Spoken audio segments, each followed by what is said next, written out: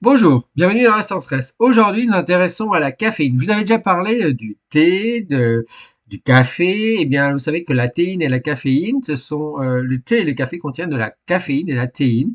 La théine dans le thé et la caféine dans le café, c'est exactement la même molécule. Elle n'a pas le même nom, mais c'est exactement la même molécule. C'est juste qu'elle n'est pas absorbée de manière identique entre le café, une absorption très rapide, avec des effets très rapides, et une absorption beaucoup plus lente, beaucoup plus diffusée dans le thé, et donc la théine et la caféine sont la même chose. Eh bien, je vous avais parlé dans des précédents instants stress, vous devez savoir que la caféine, ou la même la théine, c'est une substance psychoactive.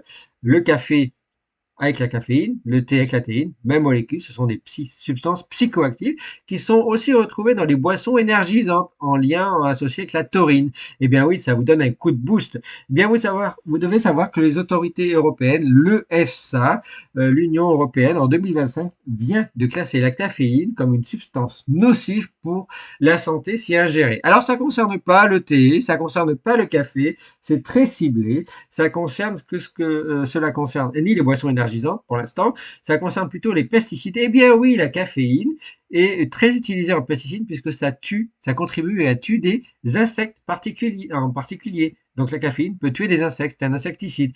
Donc c'est très utilisé dans les pesticides et donc ça peut contaminer les sols, les aliments. On peut retrouver dans les aliments bien malgré nous.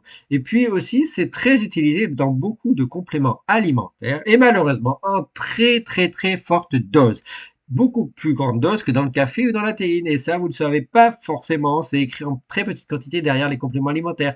Et c'est pour ça que les autorités maintenant classent la caféine en substance nocive pour la santé si ingérée, en particulier dans les pesticides, en contaminants et dans les compléments alimentaires. Évidemment, pourquoi c'est considéré comme nocif? C'est parce que en fait, la caféine comme la théine, ça joue sur le système cardiovasculaire, ça joue sur la régulation de la température corporelle, ça joue même sur l'hydratation du corps, ça joue sur les troubles du sommeil, sur l'anxiété, sur le comportement.